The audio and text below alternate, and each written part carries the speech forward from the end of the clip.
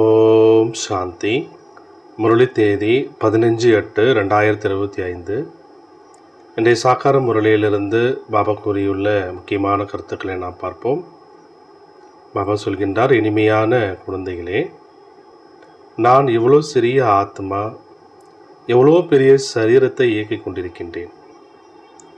ஆத்மாவாகி எனக்குள் அழியாத பாகம் புரிந்து உள்ளது என்ற இதே சிந்தனையை அதிகாலையில் எழுந்து நீங்கள் செய்யுங்கன்றார் பாபா. நீங்கள் முரளியினுடைய சாரம் என்ன? இவ்வளோ சிறிய ஆத்மா இவ்வளோ பெரிய சரீரத்தை நான் இயக்கிட்டு இருக்கேன். அப்போ எனக்குள்ளே எவ்வளோ சக்தி இருக்குது. அப்போ எனக்குள்ள இருக்கக்கூடிய பாகம் என்பது அழியாத பாகம் என்பது நிச்சயிக்கப்பட்டிருக்கு, புரிந்திருக்கு. இந்த சிந்தனையில் அதிகாலை எழுந்து நீங்கள் செய்கின்றார் பாபா. ஏன்னா நம்ம இதுக்கு முன்னாடி பார்த்தீங்கன்னா நமக்குள்ள ஆத்ம ஞானமே இல்லை, தேகம் புரிஞ்சுக்கிட்டு இருந்தோம். அப்போ தேக சம்பந்தப்பட்ட விஷயங்கள் தான் நமக்குள்ளே வந்துகிட்டு இருந்தது. இவ்வளோ துக்கத்தினுடைய அனுபவம் ஏற்பட்டது. அப்போ பாபா நமக்கு இவ்வளோ ஒரு அற்புதமான ஒரு ஞாபகப்படுத்தி நமக்கு இந்த அழிவற்ற ஞானத்தை கொடுத்து நம்ம அந்த தேக அபிமானத்திலிருந்து நம்மளை விடுவிக்கிறார் பாபா. அப்போ இது போல் நீங்கள் பயிற்சிகள் பண்ணுங்கன்ற. நான் இவ்வளோ சிறிய ஆத்மா எவ்வளோ பெரிய சரீரத்தை இயக்கி கொண்டிருக்கிறேன். அப்போ எனக்குள்ளே தான் அழியாத பாகம் என்பது புரிந்திருக்கு. கேள்வி, சிவபாபாவிற்கு எந்த ஒரு பயிற்சி இருக்குது? எந்த ஒரு பயிற்சி இல்லை. பாபாவிற்கு எந்த ஒரு ப்ராக்டிஸ் இருக்குது? எந்த ஒரு ப்ராக்டிஸ் இல்லை. பதில், ஆத்மாவை ஞான ரத்தினங்களினால் அலங்கரிக்கக்கூடிய ப்ராக்டிஸ் பார்த்தீங்கன்னா சிவபாபாவுக்கு இருக்குது. மற்றபடி சரீரத்தை அலங்கரிக்கக்கூடிய ப்ராக்டிஸ் பார்த்தீங்கன்னா அவருக்கு கிடையாது. ஏன்னா அவருக்கு தனக்கென்ற சரீரம் இல்லைன்றார் பாபா. எனக்கென்ற சரீரமும் இல்லை. நான் இவருடைய சரீரத்தை வாடகைக்கு எடுக்கின்றேன் தான். இருந்தாலும் இந்த சரீரத்தினுடைய அலங்காரம் இந்த ஆத்மா சுயம் அவரே செய்து கொள்கிறார். யார்? பிரம்மா பாபாவே தன்னுடைய சரீரத்துக்கான அலங்காரம் செய்து கொள்கிறார். நான் செய்வதில்லை, நானோ சதா அசரீதியாக இருக்கின்றேன் பாபா. அப்போ சிவபாபா பிரம்மா பாபாவுடைய சரீரத்தில் வந்தாலும் அந்த சரீரத்துடைய உணர்வுகள் எனக்கு கிடையாது. அந்த சரீரத்துக்கு தேவையான எந்த விதமான வேலையை நான் செய்கிறதில்லை. இவர் தான் சுயம் அவரே செஞ்சுக்கிறாரு. நான் அசரீதியாக இருக்கேன்றார் பாபா. இந்த முரளியின் பாடல், உலகமே மாறினாலும் நாம் மாற மாட்டோம். அற்புதமான ஒரு பாடல். எவ்வளோ சிறிய ஆத்மாவுடைய ஆதாரத்தில் இந்த எவ்வளோ பெரிய சரீரம் இயங்குகின்றது. இந்த ரதத்தில் வீற்றிருக்கக்கூடிய ஆத்மா என்பது என்ன, அதனுடைய பொருள் என்ன என்பது உலகத்தில் யாருக்குமே தெரியாதுன்றார் பாபா.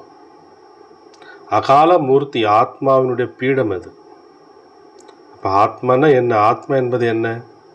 அது ஒரு உணர்வுள்ள ஒரு அழிவற்ற சக்தி, சைத்தன்யமானது இல்லையா? அப்போ ஆத்மாவுடைய ஞானம் யாருக்குமே இல்லை. குழந்தைகளாக உங்களுக்கு இந்த ஞானம் கிடைக்குதுன்றார் பாபா. எவ்வளோ ரமணீகரமான ரகசியங்களுடன் கூடியதாக இருக்கின்றார். அதிகாலை எழுந்து இந்த சிந்தனை பண்ணுங்க. மற்ற சசகங்களில் பார்த்தீங்கன்னா இது போன்ற விஷயங்கள் பற்றிய சிந்தனைலாம் இருப்பதில்லைன்றார் பாபா. ஆத்மா மற்றும் பரமாத்மா பற்றிய ஞானம் சிறிதளவு கூட இல்லை. நான் ஆத்மா, சரீரத்தின் மூலமாக இவருக்கு மந்திரம் கொடுக்கின்றேன் என்று எந்த ஒரு சாது சந்நியாசி ஆகியோர் நினைப்பார்களா என்ன? ஆத்மா சரீரத்தின் மூலமாக சாஸ்திரம் படிக்கிறது. ஒரே ஒரு மனிதன் கூட ஆத்ம உணர்வுடையவராக இல்லைன்றார். ஆத்மாவுடைய ஞானம் யாருக்குமே கிடையாது. பின் பாபாவுடைய ஞானம் எப்படி இருக்க முடியும்? தன்னை பற்றியே புரிஞ்சிக்கல, அதை பற்றிய அறிவே இல்லை. பிறகு தந்தையினுடைய ஞானம் எப்படி இருக்க முடியும் அப்படின்னு பாபா கேட்குறாரு. முதல்ல ஆத்மானா என்ன? ஆத்மா இந்த சரீரம் மூலமாக கேட்கிறது இல்லையா? இப்படிலாம் நம்ம ப்ராக்டிஸ் பண்ணணும் என்றதுக்காக பாபா நமக்கு சொல்லிக் கொடுக்குறாரு. ஏன்னா முதல்ல நம்ம ஆத்ம சிந்தனை பண்ணணும். பிறகு பாபா பற்றி நம்ம சிந்தனை பண்ணி அவர் நினைவு பண்ணணும். ஆத்மாவுடைய தந்தை பரம்பிதா பரமாத்மா ஆவார். அவரை பதித்த பாவனர் ஞானக்கடல் என்று கூறுகின்றார்கள். பிறகு எந்த ஒரு மனிதனையும் சுகக்கடல், சாந்தி கடல் என்று எப்படி சொல்ல முடியுன்றார் பாபா. லக்ஷ்மி நாராயணருக்கு எப்பொழுதுமே தூய்மையினுடைய கடல் அப்படின்னு சொல்ல முடியுமா? ஏன்னா லக்ஷ்மி நாராயணனுடைய ஆத்மா கூட என்ன ஆகுது? ஜென்மம் எடுத்து கலியுகத்துடைய கடைசியில் தமப்பிரதன் ஆகிடுது இல்லையா? தூய்மை எழுந்துடுது இல்லையா? பிறகு லக்ஷ்மி நாராயணருக்கு எப்பொழுதுமே தூய்மையினுடைய கடல் அப்படின்னு சொல்ல முடியுமா? இல்லை. ஒரு பாபா தான் என்றைக்குமே தூய்மையினுடைய கடலாக ஆவார். மனிதர்களோ பக்தி மார்க்கத்துடைய சாஸ்திரங்களை மட்டும் வர்ணனை செய்கிறாங்க. ஆனால் அந்த நடைமுறை அனுபவம் என்பது இல்லை அப்படின்றார் பாபா. இப்போ பாபா சொல்கிறாரு, ஆத்மாக்களே இப்பொழுது என்னுடைய வழிப்படி நீங்கள் நடக்க வேண்டும். இது அழிவற்ற ஆத்மாவிற்கு அழிவற்ற பாபா மூலமாக அழிவற்ற வழி என்பது கிடைக்கின்றது. அழியக்கூடிய சரீரதாரிகளுக்கு அழியக்கூடிய சரீரதாரிகளுடைய வழி தான் கிடைக்குது. அப்போ நமக்கு யாருடைய வழி கிடைச்சிருக்கு? பரம்பிதா பரமாத்முடைய வழி கிடைச்சிருக்குல்ல, ஸ்ரீமத்ன்ற நாம. ஸ்ரீமத்னா என்ன அர்த்தம்? ஸ்ரீ என்றால் உயர்ந்த, மத் என்றால் என்ன அர்த்தம்? வழி. அப்போ உயர்ந்த வழி, சிரேஷ்டமான வழி யாருடையது? ஒரே ஒரு பரமாத்மா இறைவனுடைய வழி தான் உயர்ந்த வழி. அந்த உயர்ந்த வழியை தான் நம்ம என்ன சொல்ல? ஸ்ரீமத். அதனால தான் பார்த்தீங்கன்னா பக்தியில் கூட ஸ்ரீமத் பகவத்கீதை அப்படின்னு சொல்லப்படுது. ஏன்னா அதில் கடவுளுடைய வழி கூறப்படுவதாக சொல்லப்படுகிறது. அதனால தான் ஸ்ரீமத் பகவத்கீதை, அது கடவுள் அளித்த ஞானம், சிரேஷ்டமான வழி என்று எழுதப்பட்டிருக்கு. மனிதர்களுக்கு பார்த்தீங்கன்னா அழியக்கூடிய மனிதனுடைய வழி தான் கிடைக்குது. சத்தியத்திலும் நீங்கள் இங்கிருந்து பிராப்தியை பெறுகின்றீர்கள். அங்கே ஒருபொழுதும் தவறான வழி கிடைப்பதே இல்லை. ஏன்னா ராவணன் இல்லை இல்லையா? எப்போ ராவணன் வர ஆரம்பிச்சிட்டானோ, விகார குணங்கள் வந்துடுதோ, அப்போ தான் தவறான வழி என்பது ஏற்படுது. இப்பொழுதே ஸ்ரீமத்து தான் அவிநாசியாக ஆகிவிடுகிறது. அது அரைக்கல்பம் நடக்கின்றது. இது புதிய ஞானம். இதை நீங்கள் கிரகித்து கொள்வதற்கு உங்களுக்கு புத்தி வேணும்ன்றார் பாபா. மேலும் செயலில் வர வேண்டும். நீங்கள் என்ன விஷயத்தை நீங்கள் புத்தியில் கிரகித்து கொண்டீர்களோ, புரிந்து கொண்டீர்களோ, அதை செயலில் கொண்டு வர வேண்டும். யாரெல்லாம் ஆரம்பம் முதல் நிறைய பக்தி செய்திருப்பார்களோ அவர்களால் தான் நல்ல முறையில் தாரணை பண்ண முடியும். யாரெல்லாம் அந்த ஞானத்தை புரிஞ்சுக்க முடியும், கடைபிடிக்க முடியும்? யார் ஆரம்பத்தில் நிறைய பக்தி செஞ்சுருப்பாங்களோ அவங்க தான் பாபா. ஒருவேளை நம்முடைய புத்தியில் சரியான முறையில் தாரணை ஆவது இல்லை அப்படின்னா, அப்போ அவசியம் ஆரம்பத்திலேருந்து நம்ம பக்தி செய்யலை என்பதை புரிந்து கொள்ள வேண்டும். எதுவுமே புரியல என்றாலும் கூட பாபாட்ட கேளுங்கன்றார் பாபா. என்கிட்ட கேளுங்க, உங்களுக்கு எதுவுமே புரியலையா என்கிட்ட கேளுங்க. ஏன்னா பாபா அழிவற்ற வைத்தியர் ஆவார். அவருக்கு சுப்ரீம் சோல் என்று கூறப்படுகிறது. ஆத்மா தூய்மையாக ஆகிவிடும் பொழுது அவருக்கு மகிமை ஏற்படுது. ஆத்மாவிற்கு மகிமை இருக்கும் பொழுது சரீரத்திற்கு மகிமை உண்டாகிறது. சத்தியத்தில் இல்லையா? ஆத்மா தமோ பிரதானமாக இருக்கும் பொழுது சரீரத்திற்கு மகிமை இல்லை. இந்த சமயத்தில் குழந்தைகளாக உங்களுக்கு மிகவும் ஆழமான புத்தி கிடைச்சிருக்கின்றார் பாபா. ஆத்மாவிற்கு தான் கிடைக்குது. ஆத்மா எவ்வளோ இனிமையானவராக ஆக வேண்டும், அனைவருக்கும் நீங்கள் சுகம் கொடுக்கணுன்றார் பாபா. யாருக்குமே நீங்கள் துக்கத்தை தராதீங்க. பாபா எவ்வளோ இனிமையாக இருக்கிறாரு, ஆத்மாக்களையும் இனிமையானவராக ஆக்குகின்றார். ஆத்மா எந்த ஒரு சரியில்லாத காரியம் கூட செய்யக்கூடாது என்ற அந்த ப்ராக்டிஸ் நீங்கள் செய்யணுன்றார் பாபா. எந்த ஒரு காரியம் செஞ்சாலும் இந்த காரியம் சரியில்லாத காரியம், தவறான காரியம், இது பாபாவினுடைய இது வழி கிடையாது, பாபாவுடைய ஸ்ரீமத் இல்லை அப்படின்னா அதை நீங்கள் செய்யாதீங்கன்றார். என் மூலமாக எந்த ஒரு முறையற்ற செயலும் ஆவதில்லையே என்று நீங்கள் சோதனை செய்யுங்க, செக் பண்ணுங்க. சிவபாபா எப்பொழுதாவது முறையற்ற செயல் செய்வாரா? நான் எப்பயாவது முறையற்ற செயல் நான் செய்வேனா அப்படின்னு பாபா கேட்குறாரு. இல்லை தானே? அவர் வருவதே உத்தமத்திலும் உத்தமமான மங்களகரமான காரியத்தை செய்வதற்கு. எல்லோருக்கும் பாபா என்ன பண்ணுறாரு? சத்கதி கொடுக்குறாரு. உத்தமத்திலும் உத்தமமான மங்களகரமான காரியம் எது?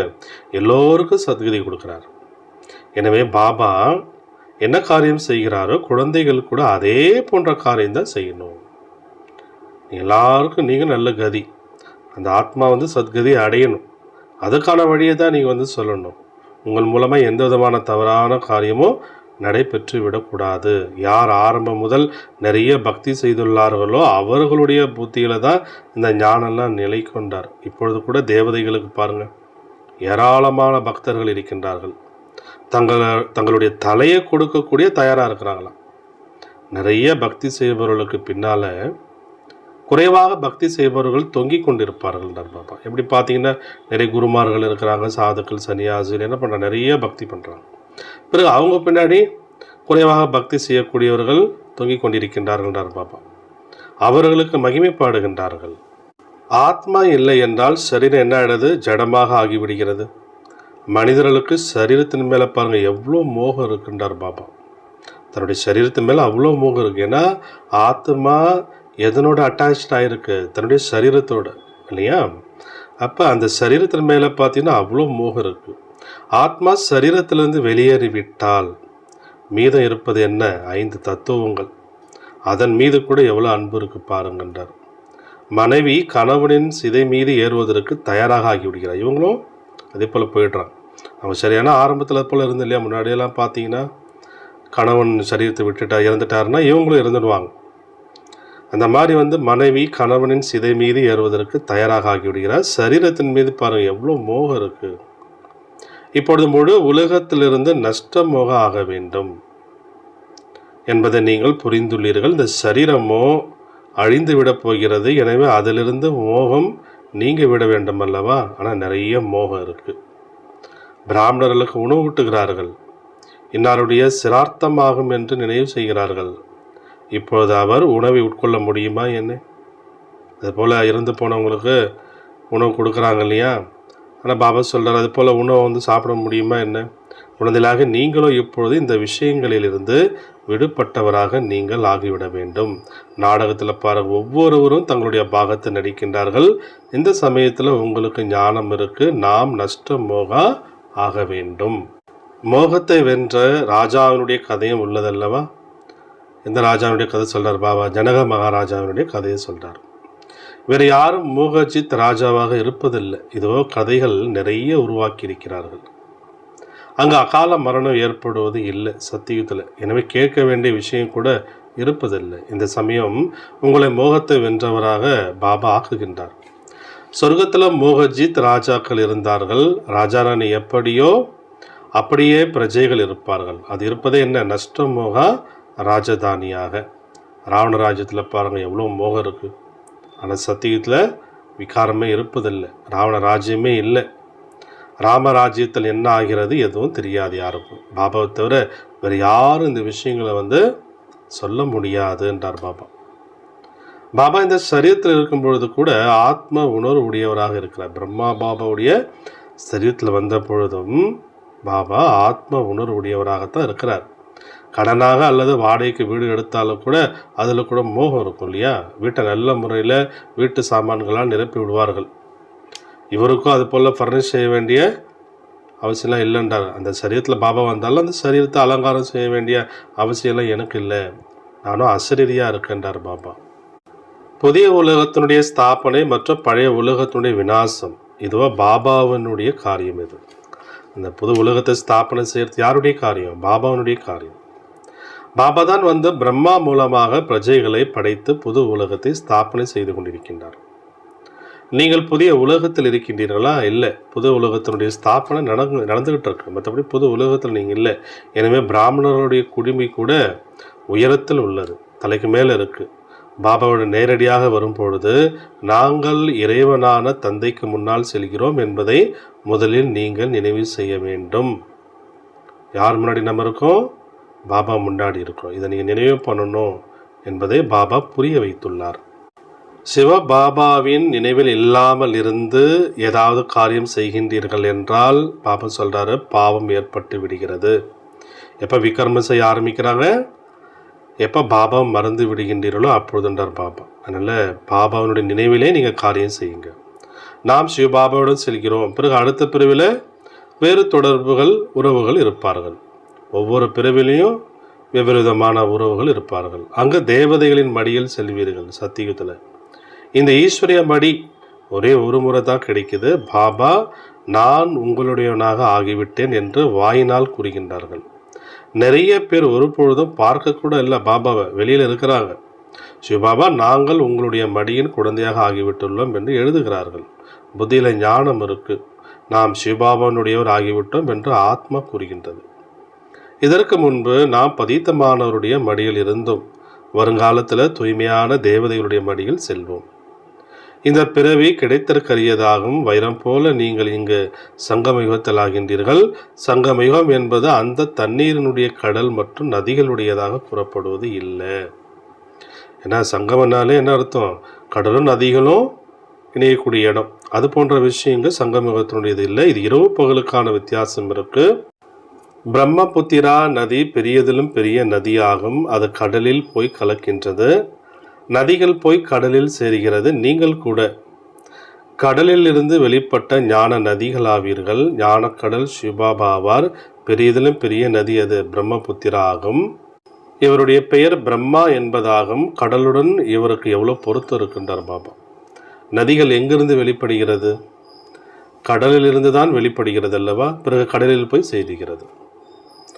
கடலிலிருந்து இனிமையான தண்ணீர் எடுக்கின்றார்கள். கடலின் குழந்தைகள் பின் கடலில் போய் சேர்கிறார்கள். நீங்கள் கூட ஞான கடலிடமிருந்து வெளிப்பட்டிருக்கீங்க.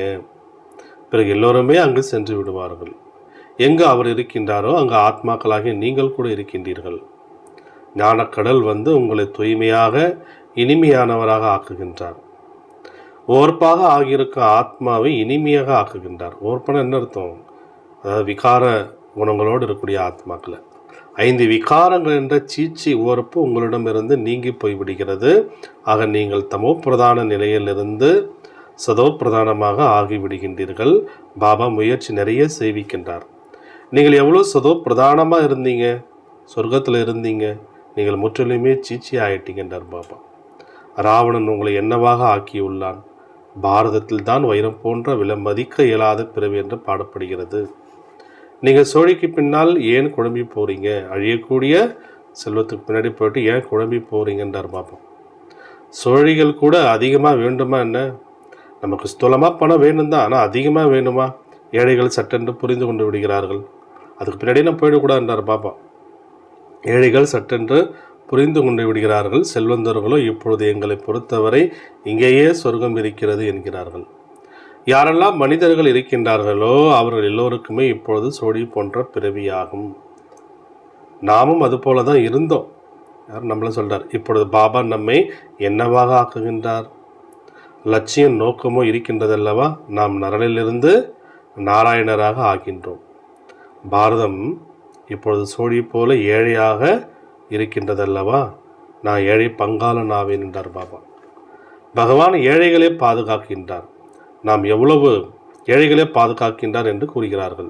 நாம் எவ்வளவு செல்வந்தராக இருந்தோம் என்பதை நீங்கள் இப்பொழுது அறிந்துள்ளீர்கள். இப்பொழுது மீண்டும் ஆகின்றோம்.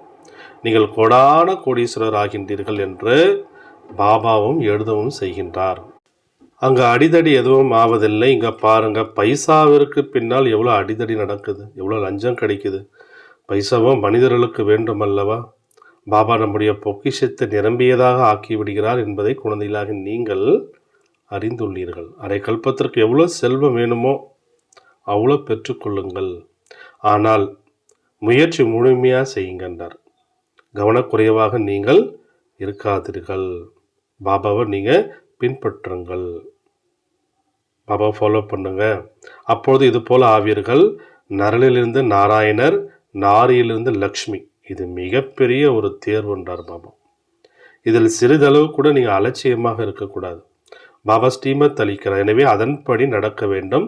சட்டங்கள், நியமங்கள் ஆகியவற்றை நீங்கள் மீறக்கூடாது. ஸ்ரீமத் மூலமாகத்தான் நீங்கள் அதாவது சிறந்தவர்களாக நீங்கள் ஆகின்றீர்கள். குறிக்கோள் மிகவும் பெரியதாகும். தங்களுடைய தினசரி கணக்கை நீங்கள் வைங்க. சம்பாதித்தேனா இல்லை நஷ்டம் ஏற்படுத்தி கொண்டேனா, இது போல் தினசரி நீங்கள் கணக்கை வைங்க. பாபாவை எவ்வளோ நினைவு செய்தேன், எத்தனை பேருக்கு நான் வழி கூறினேன். குருடருடைய கைத்தடி நீங்கள் ஆவீர்கள் அல்லவா? உங்களுக்கு ஞானத்தினுடைய 3வது கண் என்பது கிடைக்கிறது என்றார் பாபா. தாரணைக்கான முக்கிய சாரம் ஃபர்ஸ்ட் பாயிண்ட். எப்படி பாபா இனிமையாக இருக்கின்றாரோ அதுபோல் இனிமையானவராக ஆகி எல்லோருக்கும் நீங்கள் சுகம் கொடுங்கன்றார் பாபா. எந்த ஒரு முறையற்ற செயலையும் நீங்கள் செய்யக்கூடாது. உத்தமத்திலும் உத்தமமான நன்மையினுடைய காரியமே நீங்கள் செய்ய வேண்டும். சோழிகளுக்கு பின்னால் குழம்பி போய்விடக்கூடாது. முயற்சி செய்து தங்களுடைய வாழ்க்கையை வைரம் போன்று நீங்கள் ஆக்க வேண்டும். கவனக்குறைவாக நீங்கள் இருக்கக்கூடாது. வரதானம். நிச்சயம் என்ற கால் உறுதியாக வைக்கக்கூடிய சதா நிச்சய புத்தி கவலையற்றவர் ஆகுக. நிச்சயம் என்ற கால் எப்படி இருக்கணும்? உறுதியாக இருக்கணும். அந்த உறுதியாக வைக்கக்கூடிய சதா நிச்சய புத்தி கவலையற்றவர் ஆகுக. விளக்கம். அனைத்தை விட மிகப்பெரிய நோய் எது? கவலை தான்டார் பாப்பா. இந்த உடம்புல பல வியாதிகள் வந்தாலும் அந்த வியாதிகளை குணப்படுத்துவதற்கு கூட ஏதாவது மருந்துகள் இருக்கலாம். ஆனால் அதை பற்றி கவலை வந்துடுச்சுன்னா அதுக்கான மருந்து எதாக இருக்கா? அதனால தான் பாபா என்ன சொல்றார்? அனைத்தை விட மிகப்பெரிய நோய் அது கவலை. இதற்கான மருந்து மருத்துவரிடம் இல்லை. கவலையானவர்கள் எவ்வளோதான் பிராப்திகளின் பின்னால் ஓடினாலும் பிராப்தியானது முன்னால் ஓடிக்கிட்டே இருக்கின்றார். அது மாதிரி அதனால் நிச்சயம் என்ற கால் சதா உறுதியாக இருக்கணும். சதா ஒரே பலம், ஒரே நம்பிக்கை என்ற கால் உறுதியாக இருந்தால் வெற்றி உங்களுக்கு உறுதி என்றார் பாபா. உறுதியான வெற்றியாளர்கள் சதா கவலையற்று இருப்பார்கள். மாய நிச்சயம் என்ற கால்களை அசைப்பதற்காகவே விதவிதமான ரூபத்தில் வருகின்றது. ஆனால் மாயை அசைந்து விட வேண்டும். உங்களுடைய நிச்சயம் என்ற கால் அசையவில்லை எனில் கவலையற்றவர் என்ற வரதானம் உங்களுக்கு கிடைச்சிடும் அப்படின்றார் பாப்பா. அதனால் மாயை எவ்வளோதான் உங்களை அசைப்பதற்கு விதவிதமான ரூபத்தில் வந்தாலும் பாப்பா சொல்கிறாரு, மாயை அசைந்து விட வேண்டாம், ஆனால் உங்களுடைய நிச்சயம் என்ற கால் அசையக்கூடாது என்றார். அப்போ தான் உங்களுக்கு கவலையற்றவர் என்ற வரதானம் கிடைத்துவிடும். ஸ்லோகன்: ஒவ்வொருவருடைய விசேஷத்தாவை பார்த்து கொண்டே சென்றால் விசேஷமான ஆத்மாவாக நீங்கள் ஆயிடுவீங்கன்றார் பாபா. அதனால் யார்கிட்ட இருக்கக்கூடிய குறைகளை பார்க்காதீங்கன்றார். ஒவ்வொரு ஆத்மாக்கிட்டையும் நிச்சயமாக விசேஷத்தன்மை இருக்கும். அப்போ ஒவ்வொருடைய விசேஷத்தன்மையை பார்த்துக்கிட்டே போங்க. பாபா இவங்களுக்கு என்ன ஒரு விசேஷம் கொடுத்துருக்கிறாரு அதை பார்க்கணும். பார்த்துக்கிட்டே போக விசேஷ ஆத்மாவாக நீங்கள் ஆயிடுவீங்க. அவ்யக்த சமிஞ்ஞை: சகஜ யோகி ஆக வேண்டுமென்றால் பரமாத்மா அன்பினுடைய அனுபவியாக ஆகுங்க. கோபியர்களாகிய உங்களுடைய சரீரத்தில் சர்வ சம்பந்தங்களுடைய சுகம் தந்தையிடமிருந்து அடைபவர்கள் மற்றும் மூழ்கி இருப்பவர்கள், அதாவது சர்வ சம்பந்தத்தினுடைய அன்பில் மூழ்கி இருப்பவர்கள் என்று பாடப்பட்டிருக்கு. ஏன்னா அதீந்திர சுகத்தை பற்றி தெரிஞ்சுக்கணுன்னா கோபியரோடு தான் கேட்கணும் சொல்லப்பட்டிருக்கு இல்லையா? அப்போ அந்த கோபியர்கள் யார்? நாம தான். எப்போ அந்த அதீந்திர சுகத்தினுடைய அனுபவம் ஏற்படுது? பாபா கிட்ட எப்போ நம்ம எல்லா சம்பந்தங்களையும் இணைத்து கொண்டு அந்த அன்பினுடைய அனுபவம் செய்கின்றோமோ அப்போ அந்த சம்பந்தத்தினுடைய சுகத்தின் மூலமாக நமக்கு எவ்வளோ ஒரு அதீந்திர சுகம் ஏற்படுது இல்லையா? மிக அன்பானவர்களை சந்திக்கும் பொழுது அந்த அன்பு சந்திப்பில் இந்த வார்த்தை தான் இருக்குன்றான். என்னென்னா, ஒருவருக்கு ஒருவர் கலந்து விட்டனர். ரெண்டு அன்பானவங்க சந்தித்துக் கொள்கிறார்கள் என்றால் அவ்வளோ ஒரு அன்பு ஒருத்தவங்க இன்னொருத்தவங்க மேலே. அப்படின்னா அப்போ ஒருவருக்கு ஒருவர் கலந்து விட்டனர் அல்லது இருவரும் ஒன்றாக ஆகிவிட்டனர் என்று சொல்வார்கள். ஆக பாபாவுடைய அன்பில் மூழ்கி விட்டீர்கள், அதாவது தந்தையினுடைய சொரூபமாக நீங்கள் ஆயிட்டுகின்றார். அது மாதிரி நாமும் பாபாவும் சந்திக்கும் பொழுது அப்போ ஒருவர் எந்த அளவுக்கு நம்ம அன்பை பகிர்ந்து கொள்ள வேண்டும் இல்லையா? அதான் அந்த சொல்லப்படுது. அப்படியே பாபாவுடைய அன்பில் நம்ம மூழ்கி போகணும். பாபாவினுடைய சொரூபமாகவே, அதாவது பாபா எப்படி ஒவ்வொரு குணங்களில் ஒவ்வொரு சக்திகளையும் சொரூபமாக இருக்கணும், அந்த மாதிரியே பாபாவுடைய சொரூபமாகவும் நம்ம ஆகிவிட வேண்டும் அப்படின்றாங்க. அதாவது பாபாவுடைய அன்பில் அந்த அளவுக்கு நாம் மூழ்கி போக வேண்டும் அப்படின்னு சொல்கிறாங்க. நல்லது. ஓம் சாந்தி.